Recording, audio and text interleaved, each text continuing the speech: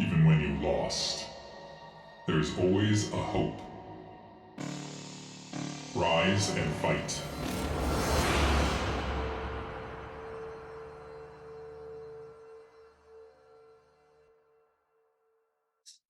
To the BSL round of 24 Group B. Just saw Dawid kind of narrowly advance there against Avilov. He was really up against the wall in that game number 2 after having lost game number 1, but somehow kind of brought it back. And Avilov not having the best of game number 3s, but that does set us up here for Avilov against the winner of GoKu versus CroSs, which is our next game. Now, what do you expect to see here, Sari? Well, CroSs, I know he plays a particular style. He has very good mutalist control, and he really likes to take advantage of that. And I expect him to go 2-hatch muta. Sometimes he mixes in the in-base 3-hatch. Sometimes he goes for a 3rd hatch at the 3rd. And then GoKu, I haven't seen that much TBZ from him before. I've seen him go 8 racks once, but that's not really a big tell on what he likes to do. If he's more of a 4 racks plus 1 or 2 or 3 racks tech type of player. Yeah, well, we'll have to wait and see here. Ascension is definitely not the best map for going kind of 2 racks tech, you know, that type of super standard play. So we'll have to see exactly how he ends up playing this map. But yeah, I mean, I think here CroSs is definitely a bit favored. I mean, CroSs has been a mainstay of the Pro League. He's been participating since BSL 7, whereas GoKu, you know, mostly a GoKu League player, has had a dip inside of Pro League a couple of seasons ago, but hasn't been back until now. Goodnight is going to be the opening map though for this best of 3. I don't know why I thought it was Ascension, Sari, but it is going to be Goodnight. So let's get right into it. Game number 1.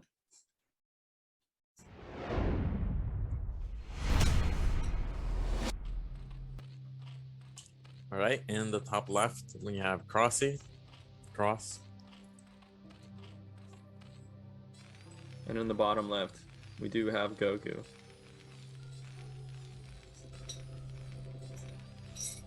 Yeah, Goodnight is the first map here, and I keep mentioning this between, you know, in the broadcasts and stuff, but Goodnight, it's a nice standard map for Terran in early game, and particularly in this bottom left position. GoKu can also go for a wall off. It's very comfy, but as we get later into the game, it is a bit harder for Terran to kind of control Zerg movement around the map.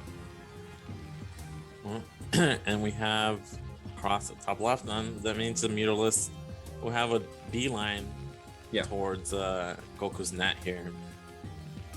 Yeah, and CroSs is, you know, that's one of his real strong traits as a Zerg player, as a ZVT player, is his early game is incredibly strong. It is one of the best early games you'll ever play against.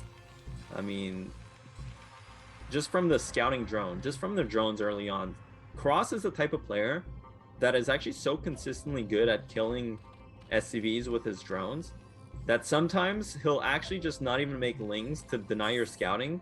He'll just use a drone instead. And his movement early game is super strong. It's super scary. His movement in the mid game is super scary. Especially when the mutas come out, he can just find every hole possible. So you have to be extremely tight. But once you get into the late game, I think CroSs definitely feels a bit less threatening. So GoKu is going to have to kind of navigate this early game and survive it if he wants to have a chance here against CroSs. We actually had a middle scout for CroSs, possibly checking for proxies. Overlord does see the barracks, so he's going to retreat that drone. He went for 11 pool, not 12, so we're not going to see that 2.5 hatch. And we have GoKu here going with the command center before second depot, getting that first scout. And I like that he makes the second depot at the natural. When you're cutting Marines like this to get faster command center, it's imperative that you get your Sim City at the natural started early. Ooh, this is, yeah, that's kind of interesting, Sari, but at the same time, like, he could have just walled this Nat. You can have like a link tied wall, especially if he wants to go for this gas play. I feel like it's it's really kind of like a missed opportunity because, yeah, I mean, there's no reason not to wall. There's literally no reason not to wall here. So, Cross though, he will make a lot of links. This is very standard when you scout 15cc from Terran because it forces the bunker. I mean, there's no way around it. And you want to force this bunker actually because if Terran comfortably gets this 15cc, then they're in a really good position against your 12 hatch. And actually, I think GoKu pulled a lot of SCVs here, so overall this is going to be quite good for Cross, but at the same time they will just be transferred to the Nat, and this SCV harassing a bit. Cross getting his lair finished already. Spire going down, and the academy hasn't started quite yet for GoKu. And I mean, this is the problem with not walling, Sari, especially when you're going one racks like this, especially after a 15 command center, is this bunker really delays everything. Yeah, this is why you don't see eBay first without a wall. Yeah.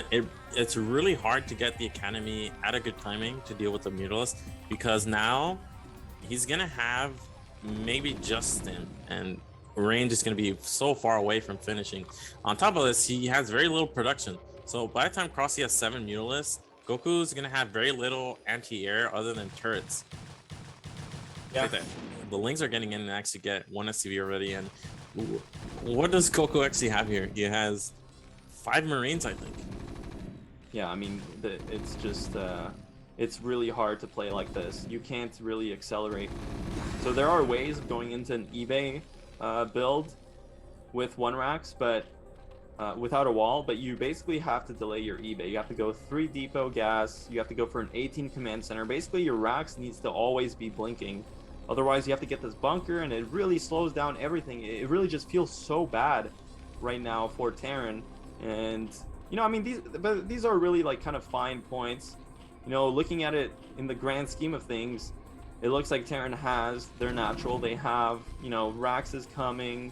They have some, you know, some build order going on, but look, the turrets haven't started. The Mutalisks are on the way. Just so much pressure is being already put on by Cross, and you can see this is vintage Cross. You see how he's just constantly maneuvering a couple Lings away from the bunker range and into the mineral line. Just super annoying to deal with. Have this move out here, but I think this is just to buy time. I don't really think he's gonna march across the map. You actually only have 1 unit, but here the other one's arriving. It's like the turret's finished just in time, so perfect timing there for GoKu. And here are the small group of Marine. It's only 1 medic though, just 1 medic. Yeah, and he doesn't have range yet. It's a bit too early for range to be done, especially with, I don't think he started range. Yeah, he's really cutting to get all those backs up, but these Marines don't have range. There we go. He's not even making SCVs. Well, these Marines are gonna die here. Cross is, you know, as long as Cross doesn't screw up his Mutalisk micro against no range, just so easy. And 1 medic as well. This was like just not the move out you want to have as Terran. And there goes those Marines, and now Zerg is just gonna snowball from here. 52 supply to 37. Again, Terran's build order is just super scuffed from the early game. Again, this is why you can't go eBay, such a quick eBay from a 15 command center without a wall. You just end up so far behind. And yeah, I mean, Cross in such a good position, finds a hole, just very standard Crossy stuff. Those turrets aren't covering anything, not mining here. Oh my god, dude, this is a nightmare for GoKu. Yeah, it's actually even hard for GoKu to even engage Mutalisk in the mineral line like that. Just gonna go for an attack, but again, just a 1 medic, and yeah, none of these are really threatening Crossy. You can see Crossy already has that 3rd established, gonna drone that up, picking off stray Marines as they're coming out, rally to the natural, and again, going back to the same hole you've used earlier. And yeah, I mean, there's just... Go ahead, yeah. What can GoKu do here? He can only threaten counter to get Crossy out of his base, but by the time he gets to Crossy's base, the Mutalisks have retreated, and I mean, he has +1. Range is going to finish, but this is 8-9 Marines. I mean, Cross is just so good with these Mutalisks and really knows the mid game, the early game. This is where he thrives. He knows the movement, knows the rotation from both the Zerg point of view and the Terran point of view, knows exactly what Terran can be threatening. You know, he'll see these 2 medics and he'll realize, okay, I just have to basically whittle this energy down. The more stims that Terran uses, the weaker this gets. And he's just going to go for it because he sees there's not really that many units.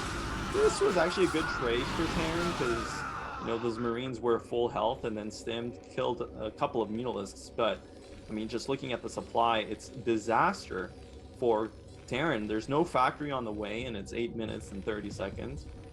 Just struggling economically. You can see the saturation at the main isn't quite that good. And now it doesn't even have an army to pressure. So really on all fronts, Terran is in a pickle. Yeah, there's just so many Mutalisks. Turrets alone not going to be able to do any damage. Nat is going to be completely exposed, and that's the nail in the coffin here. There's no way for GoKu to establish control of this area, and there's also no way for him to move out. Yeah, basically, and behind this Hive is on the way. Actually kind of surprised. I think Cross could have went for Hydroden and just went for a mass lurker all in here. Hive, it actually gives Terran a bit more breathing room, but it really doesn't matter. He's so far ahead. And I mean, looks like GoKu is going to try and push out. Does have a couple more Marine medic here, but it is only 3 medics. They are running out of energy. And just the entirety of the main base is totally wide open. And the counterattack, I mean, GoKu can still threaten counterattacks. There's no sunks at the Nat, for example, for Cross. And there are no lurkers being morphed just yet. So Cross will have to respond to this. But, I mean, Terran's economy is just in the dumpster right now. Yep, and again, there's no follow-up for this return. There's no factory. It's 10 minutes. Hive is about to be done. And look at this micro here from Cross, just putting on a clinic. Has no problem dealing with these Marines. You know, we saw earlier in the tournament when we saw Squall versus Ultra. You know, this is what I was talking about. When you play ZVT, you really have to get this mutant control down. You have to be able to be confident against Marines. Look at how easily he shaves these units off at all points around the map, and GoKu just struggling to get anything done. But really, this also just comes down to the early game build order. It just wasn't smooth for Terran, and against someone like of Cross's caliber, Cross is just so good at the early game, at the early mid game. You cannot afford to have kind of setbacks in your early build order, and you know, GoKu unfortunately just was behind from the get-go, and GG's out. Yeah, you really have to cut corners to get any kind of semblance of a standing army. Didn't have range, didn't have a ton of units, only had the 1 medic with the move out. SCV count was low all game long, and then he lost to the early mutalist. Just inefficient, not a streamlined build there from GoKu, and you can't go eBay against 2H from that scenario. Yeah. No wall, everything's slowed down. Yeah. There's just no way for you to get everything in time by the time Zerg has the mutalist at your base. So you saw the GoKu just struggled from the get-go. Yeah, and it really comes down to the wall. If you want to go for an eBay that early, you need a wall, or you need to basically delay it, right? Not only delay your Nat, because you have to keep making Marines off your first racks, but also delay your gas, delay your eBay, so that you can continuously make Marines off your 1 rack, so that you can be really safe in that early game. But didn't really do either. Kind of just went super greed mode, and just that 1 bunker. Like I'm telling you, you're really strapped for resources at that stage of the game, especially when you have to get that gas really early to start the +1. It just was not cohesive at all. And again, Cross, just if there's one strength he has, it's early build orders, it's early game movement. It's, you just got to be on the ball as Terran, you know, to survive that. But it is a best of 3. Yeah, so now it's going to be GoKu's map pick. It's hard to gauge really what he can do if he's not just behind. So maybe the same is fine, but you really has to streamline his build a little bit better. Yeah. And Cross, I mean, Cross could do the same thing as well. He could go for 2.5 hatch. I mean, he was pretty safe in the opener. He scouted middle, something you don't usually see with the drone. And I think if Cross just plays safe and plays like he always does, there's no way I don't see him advancing out of this match. But GoKu can pull out something, maybe surprise us all here. He has to pull out something. He has to win this next game. You know, maybe go for an 8 racks, maybe go for mech, maybe go for something different. There's a lot of different maps in this map pool, and actually quite a number of them can be decent for mech, especially against Zerg. So, you know, we'll have to wait and see exactly what GoKu picks here, but definitely is going to be difficult for him. The GoKu League players, who else is from GoKu League this season? Cadenzi? And Squall earlier. Squall, and that's it? Just the 3 players?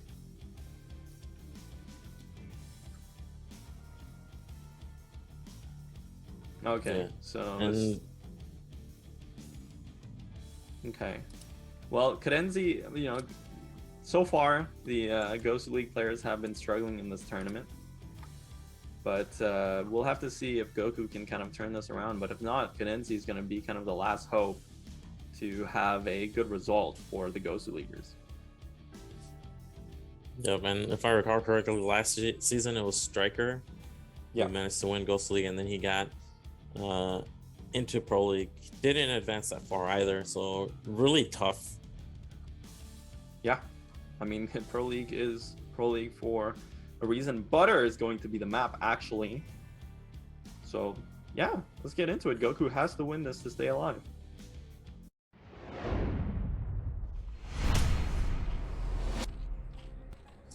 All right, in the top right, we have our Zerg CroSs. And in the bottom right, it is GoKu. Do you think this is a mech map? Can Terran go mech? Well, Sari, I'd tell you, but then that would be revealing secrets. I think this map can be good for mech. I've seen pros play both mech and buy on this map, so I really don't know. I mean, again, you can get that wall off as well, kind of similar to Eclipse. But I wouldn't be surprised if we saw GoKu go for mech. I mean, every single expansion here has gas, so that helps mech out quite a lot. And it's kind of a wide open map. You can kind of move vultures around, but then eventually you can just split it. So yeah, it has a lot of good features for mech. And I think this is a 9 pool. Yeah. Ooh. We had the gas trick. No, just a gas trick. No 9 pool. Yeah, just to get an extra scouting drone. I really like this from Cross, and you know, another Zerg player that does this quite a lot is Siki. They just really go for, especially on this 2-player map, going for this really early scout. Sure, it sets back your build a bit because obviously you're not mining with the drone, but you get full scouting info, and if you're good at microing drones, it can put on so much pressure. We also saw Action do this type of opening in his games versus the Foreigners a long time ago. It's so strong against Terran, and it's particularly strong if Terran goes for a wall off because the buildings are that much further out. But this time around, because GoKu chose to build his racks inside of his base, I think it kind of backfired here for Cross. You know, GoKu's playing very standard, hasn't gone for the wall, so really this drone kind of just sets him back a bit. Yeah, I mean, he forced the SCV off the line for a little bit there, but this is just 12F. He's gonna retreat. He saw no gas. He knows it's gonna be bio play, and then he's just gonna go into 2 hatch again. Yeah, well, kind of expected. Cross just having such a dominant game previously in the first game that you wouldn't think that he would drastically change his strategy from there. So it's really up to GoKu to kind of switch things up, but by not going for that wall and by going for an expansion and no gas, I'm suspecting this is going to be standard play from him. He is going to go for the second racks here. Yeah, I mean, at least adapting from the previous game, didn't quite like how his build felt. So he is going to go for the 2 racks instead of the eBay, which is fine. 2 racks is really good these days. It allows you specifically to get into double port really fast if you want to. And then you can start pressuring the vessels really early on. Don't have as much of a prominent mid game, but your late game certainly is accelerated with it. So we'll have to see how he decides to play it. But so far, you know, very standard from both players. I wonder what kind of gas timing is this. Looks like 350. It's about to be done. Academy at 345. Pretty fast Academy, and well, he's trying to hunt for that overlord. Looks like nope. Crossy maneuvered it nicely into position. Of course, you always want to have this overlord at the natural of Terran to see any kind of move outs. And well, the SCV has gone down. No bunker. He's gonna rescout again. Yeah. He is going to rescout, just wants to make sure that there isn't a mass link coming here. GoKu otherwise playing very standard. You know, it really has become the norm, this 2 Depot Academy against 2 Hatch. But actually, yeah, this is where it can be weak. You need a bunker if Zerg commits to making this many Zerglings, but actually good micro from GoKu. And Cross, really, he didn't make that many Zerglings. He only made 8. So actually GoKu kind of stone cold calls it there.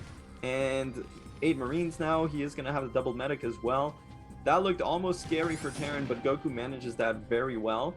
I don't know about moving out this early, but he's feeling confident. I mean, he has a good read on what Cross is doing, knows there's not really more lings than what he's seen. And that is going to force a creep colony here from Cross. So this is a good opening for GoKu. Yeah. And he's actually marching further and further across the map. And this is a pretty big. Okay, the medic. He's actually gonna get the medic. This is massive. It's only 1 medic.